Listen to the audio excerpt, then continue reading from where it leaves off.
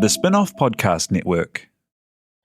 Kia ora, I'm Alex Casey, senior writer at The Spin-Off. We're huge fans of local television here, and for one night only, we want to celebrate some of our all-time faves. Join me, Kura Forrester, Rhiannon McCall, and fellow Spin-Off writers at Q Theatre on October 31st. That's right, Halloween. Together, we'll unearth some beloved TV gems and argue for their place in our pop culture history. Tickets are on sale now at thespinoff.co.nz/events. I wouldn't consider myself good at maths or numbers per se, but it's just about attention to detail. You manage to learn a bit and you just make sure you check everything. And the internet's very helpful.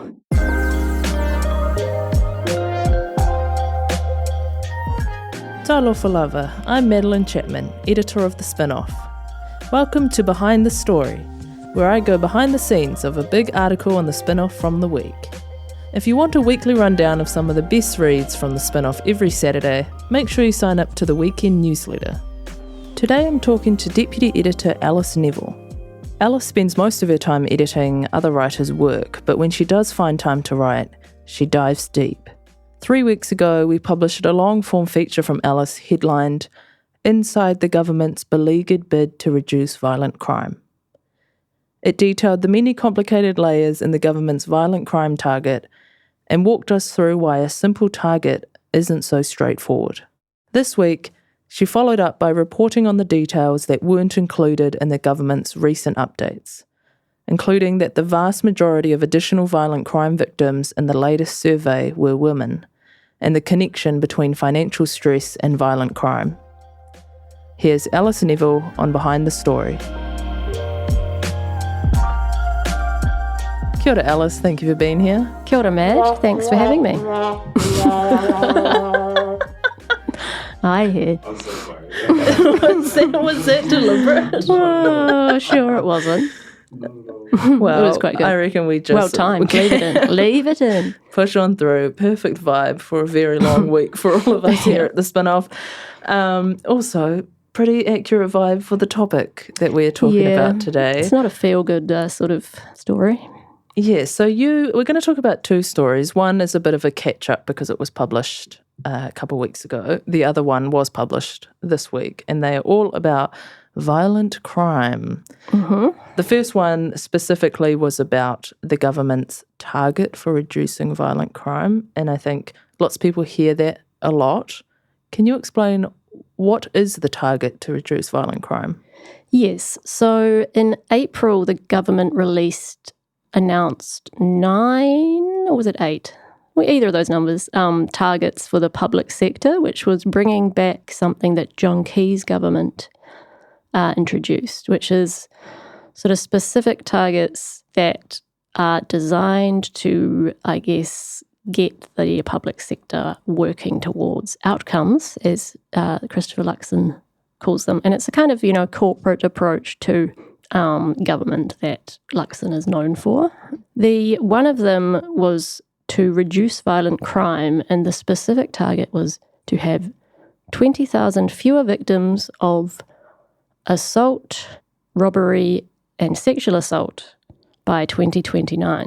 Okay. I mean, that sounds... I think you hear that and you go, yeah, would love that. Would love Absolutely. to have fewer victims of violent crime. Yeah. You kind of figured out quite quickly that it's not that straightforward, even just not that it's not that straightforward to reduce it, which it's not. It's also not very straightforward to figure out what is a violent crime and how many are there. Yeah, the measuring of crime of any sort is definitely not a black and white area. And the three parties that make up the coalition have long been, talking about being tough on crime and saying that the last Labour government was very soft on crime, which has led to violent crime increasing. So I had become interested in the stats they use for that since well before they announced the target, because we get a lot of press releases and watch a lot of government press conferences where, it's quite a common line is that violent crime spiraled out of control under Labour. And there's a figure they use as a 33% increase in violent crime. So I was interested in where that came from to start, and it comes from police stats. And various people have looked into this, so hat tip there to people like Derek Cheng, Chris Knox at the Herald. But police stats, sort of, you have to look at them as reported crime, for one. So up to a quarter of crime is not reported. That's the estimate. Yes, and obviously something like sexual assault would be extremely high in that regard. Mm-hmm. Yeah. So the increase, that 33% increase, various people have concluded that that might largely be due to improved reporting mechanisms, like that more people are reporting crime, not that more crime necessarily is happening. Mm-hmm.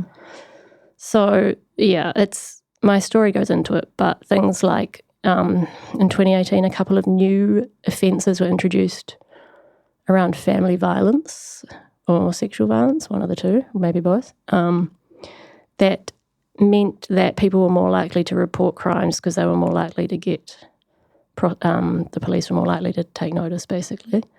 Mm-hmm.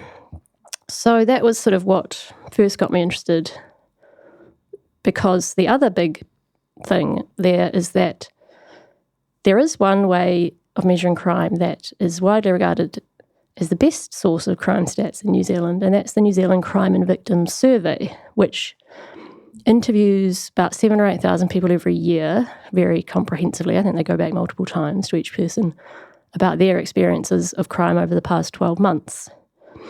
And that's, the government sort of, and in opposition and while in government, never really mentions that survey because it has shown no significant increase or change at all in violent crime level over the past 6 years. So that's not something they mention, because I would argue that because it doesn't fit their political narrative. However, when they announced the violent crime target, they chose to base it on the New Zealand Crime and Victims Survey, which seemed to me curious. So they announced a target with a lot of the rhetoric being around a big increase in violent crime, but then the survey that they're announcing that they're going to be measuring it on has shown no dramatic increase in violent crime. That was right, up until a few weeks ago. So I see. That survey had not shown any increase in violent crime, and that's when the target was announced, I did a Official Information Act request for all correspondence and advice that was sent to ministers around that target. And I saw a lot of interesting points came out of that, but one of them was that the NZCVS, which is the Crime and Victims Survey, was going to start releasing a quarterly data point. And as opposed to annual? Annual as well, but also quarterly, in line with the government's quarterly reporting of the targets. Very corporate. Yeah. So, and one of the emails in that OIA dump said, I think we need more information around this latest quarterly data point from the NZCVS showing that violent crime has, and then they had redacted one word from the email. So I was like, that suggests something. Mm-hmm. So I went to the Ministry of Justice, because that's who I OIA'd, as well as police, and that's who is in charge of the survey, the NZCVS, to ask if I could have that quarterly information. And they said, it will be released, so we're just not sure when. And so they wouldn't give it to me. So I then OIA'd it, waited for 20 days. And eventually that came out. So then I was nearly finished this big first story I did when the government announced their quarterly progress report on all the targets. And the big news hook out of that was that violent crime had been increasing. So their target of having 20,000 fewer victims than the 2023 figure was suddenly having to have 50,000 fewer victims, because the quarterly target had increased by 30,000 since that 2023 number was announced, and it's very confusing. So it is this weird thing where they based their rhetoric around this big increase when there didn't actually seem to be one in the data, and then almost like making it a reality once they announced that target then suddenly there was a big increase, Yeah, and suddenly they kind of were correct, even though they weren't correct when they said it in the first place, Yeah. but now it is true that there's been this big increase. Exactly, which is very interesting. And they'd known about that for a while because they had a March quarterly release that showed it. But so when they kept that under wraps, I guess they were hoping for the June quarterly update to show it had just been a random spike. But the June release showed it was even higher. So they were like, Oh, so they're going in the Shit. wrong direction. going in the wrong direction. Okay. So then they kind of, I think, got their, I thought, well, shit, how are we going to explain this? And then they're like, aha, the lag. So Oh, I see. their narrative is that and it's true that some of the interviews that contributed to that data point were taken as early as July 2022. So they're saying, yes, see, as we said, the Labor government has caused this huge increase in violent crime.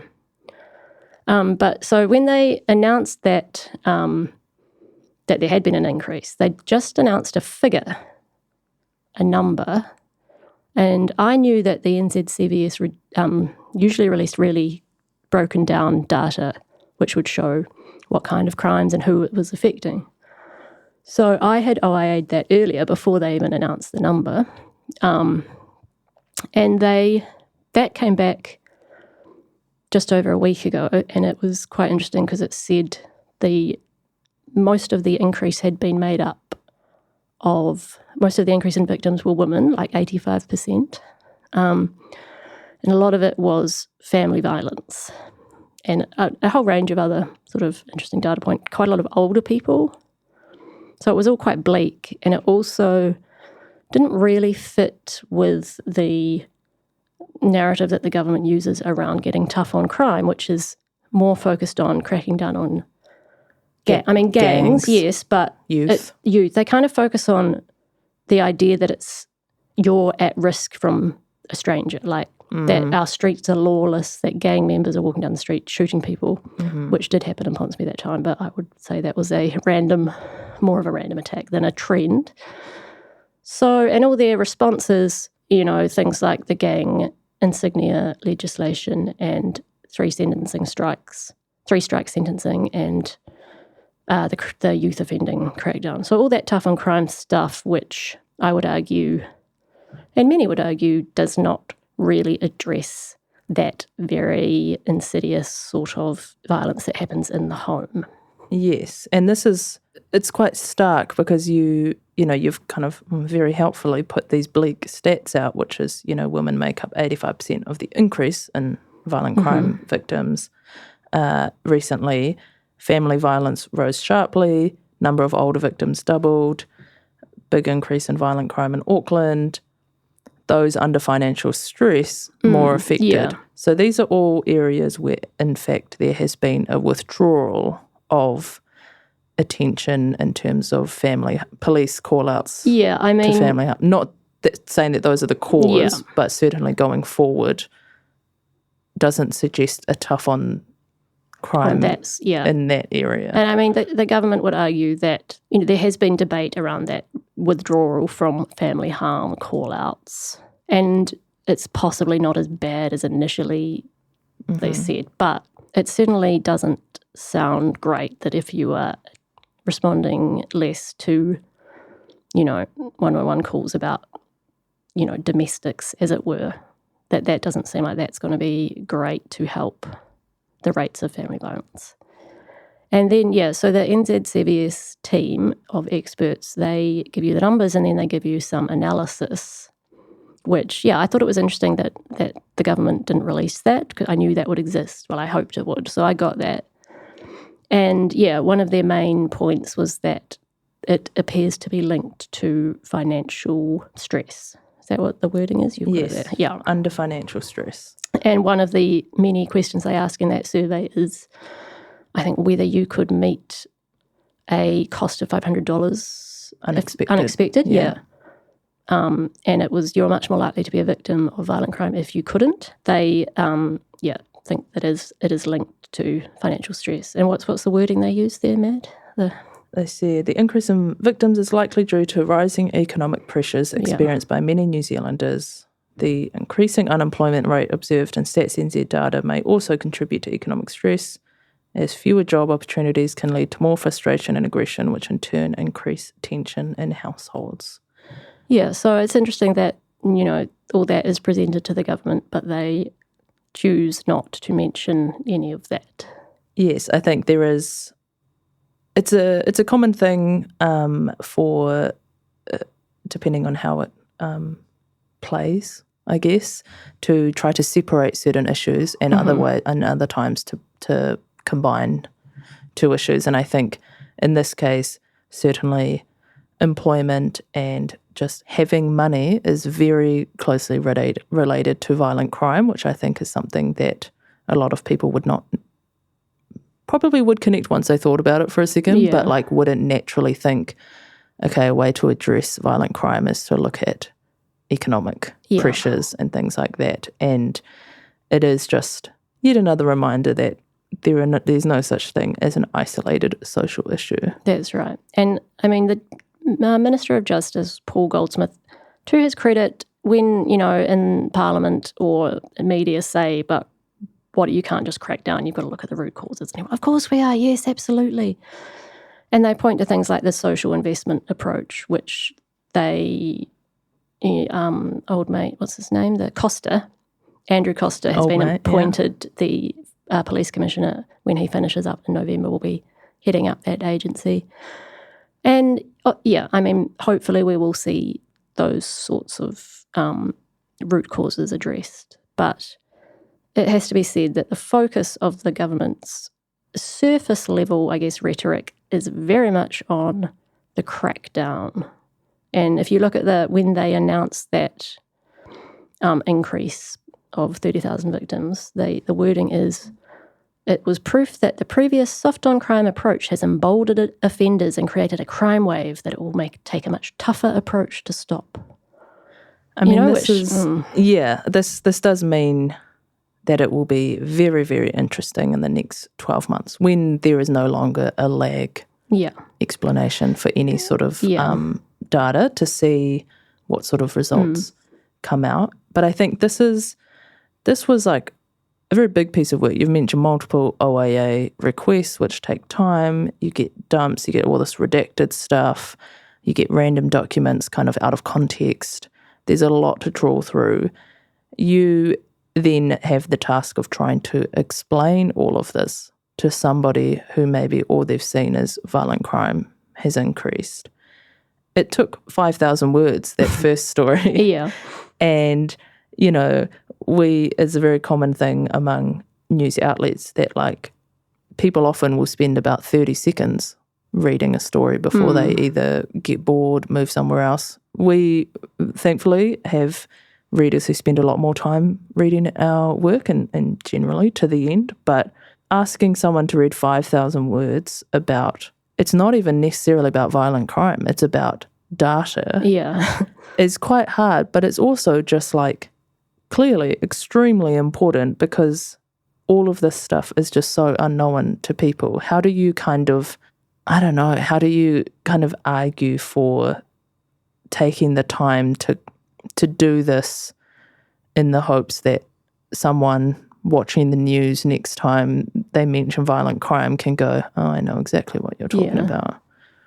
I just think, it's the whole cliched reason for journalism, really, isn't it? Being the fourth estate, holding the government to account. And I don't quite know why I've got into it lately, I've done this sort of stuff in the past, but then I took a weird turn in my career to do food journalism, which is how I started this spin-off, then got back into news. And I guess I like deep dives. I like research. That's kind of always been my favourite part of journalism, more than the talking to people or the writing, which I like, but I find it, I quite like the deep dive. And I think it's important. And I didn't think people like those that the Derek Chengs and the Chris Knoxes at the Herald do this stuff as well, and probably better than me. But I don't know how read it gets. Often it'll be on the Herald homepage and disappear quite quickly, which is probably fair. If it's not getting read, it's not getting read. But I just think it's important. And it's actually really interesting and rewarding to do as a journalist, as well as infuriating. And data especially, like I wouldn't consider myself good at maths or numbers per se, but it's just about attention to detail. So, and you manage to learn a bit and you just make sure you check everything. And the internet's very helpful. So, yeah, and hat tip actually to Maddie Holden, our senior editor, who did a lot of editing of this, my first big piece, and was very helpful because, I think I couldn't see the wood for the trees at times with being like, okay, this is quite descending into eye glaze territory. You need to explain what this means and, in a readable way, which she was 100% right. So hopefully it got a bit more readable. And it's worth, delving into. Yeah, I mean, I think it is one of those, I keep telling everyone, even if you have no interest in, or you say that you have no interest in reading about politics or, reading about violent crime, these sorts of pieces are super educational in terms of even just using this as an example of how a lot of what politicians from all parties say is there's a lot of layers to get. You got to sort of dig through to find what they're actually talking about. Yeah. And I think that is where that could be extremely helpful because most people only get served the top layer. And this is a rare instance of you sort of going right down to the bottom and figuring out what the hell is actually going on here. Yeah. And hopefully, I would hope that everyone who has read it now, when the next violent crime survey, victim survey comes out, will have that knowledge and that context to kind of draw their own conclusions, regardless of what the press release might say or anything else. Yeah. And the other thing that first feature had, there were a lot of threads to that, was the public sector cuts. So that's kind of another thing that those OIA documents revealed. So that's another sort of section of that story, is that the, warnings to the Justice Minister that public sector cuts were going to, put the success of that target at risk, and then the whole team responsible for actually working on that target got disestablished. So there's many, many threads to pull. Well, I hope that you will continue to basically pester politicians and their promises and keep sending those OIAs and explaining some quite confusing and dense topics, but very readable, and everyone can obviously read both of those stories at spinoff.co.nz, but I will put a link in the episode description. Thank you very much, Alice Neville, for being on Behind the Story. Thank you, Matt. It's been a pleasure. That was Alice Neville on Behind the Story.